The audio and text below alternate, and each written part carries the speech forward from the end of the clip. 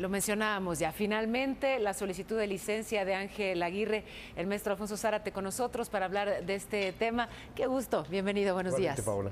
Bueno, yo creo que la renuncia del gobernador de Guerrero es una renuncia que se da tardíamente, pero que también era impostergable.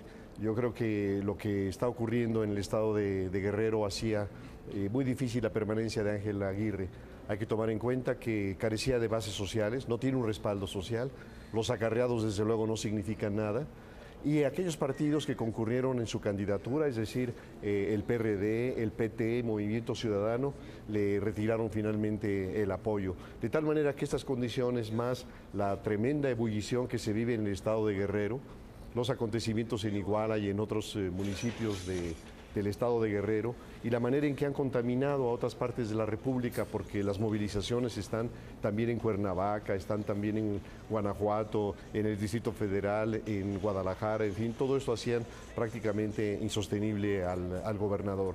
Y me parece que los hechos del 26 de septiembre en Iguala son hechos que constituyeron realmente un revulsivo nacional. Es una situación horrenda que sigue pendiente de una concreción. Lo que es imperativo es que, más allá de la presencia o no de Aguirre, se encuentren a los responsables materiales, intelectuales, se les lleve ante la justicia y finalmente empiecen a pagar su culpa.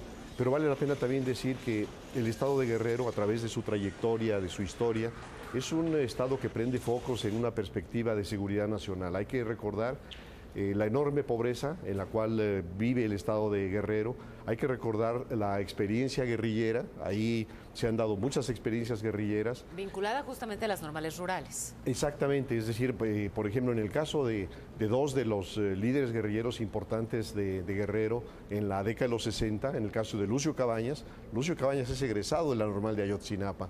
En el caso de Genaro Vázquez Rojas, estudió también en la normal de Ayotzinapa.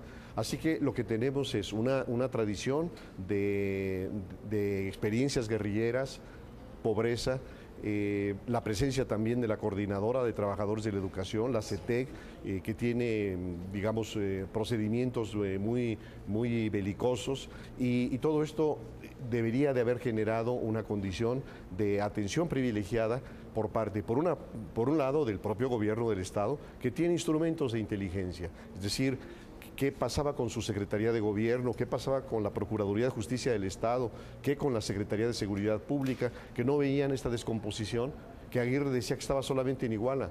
Pero hace 2 días el gobierno federal determinó intervenir con las fuerzas federales en 12 municipios del estado.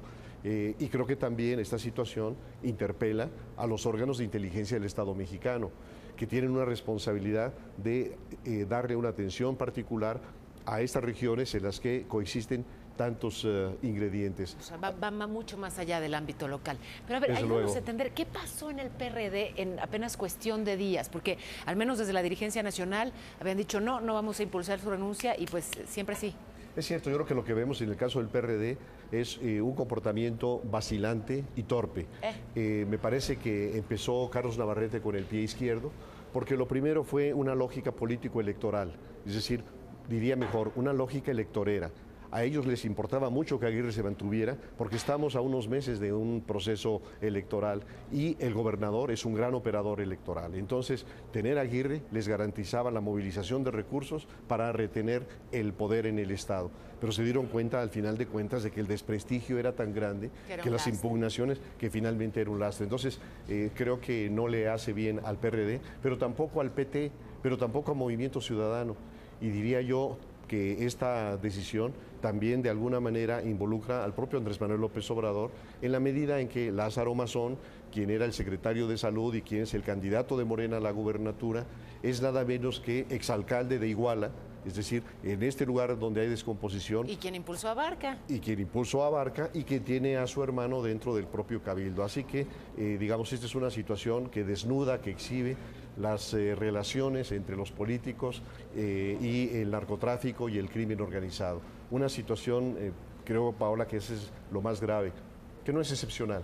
Es decir, estamos viendo esto en el estado de Guerrero, pero lo estamos viendo en amplias zonas del estado de Michoacán, de Tamaulipas, en zonas de Veracruz, en zonas del estado de México, de tal forma que Lo que estamos viviendo es, en materia de seguridad pública, una verdadera emergencia que reclama un acercamiento distinto.